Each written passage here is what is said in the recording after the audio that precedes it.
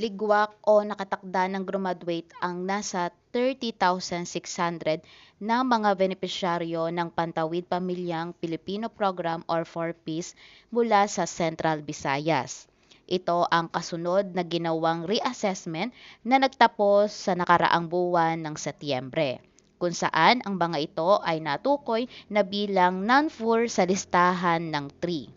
Ayon sa DSWD Central Visayas, ang mga naalis sa listahan ng 4Ps beneficiary ay ang mga na-assess bilang non-poor o nasa level 3 na. Kaya nararapat na ang mga ito na graduate.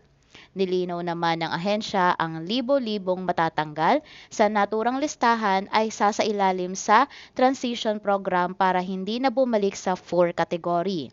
Matatandaan na gamit ang Social Welfare Development Indicator or SWIDI ay sumasailalim sa reassessment ang purpose beneficiary na natutukoy bilang non-4. Umabot na sa 297,500 ang mga active 4-piece households sa Central Visayas.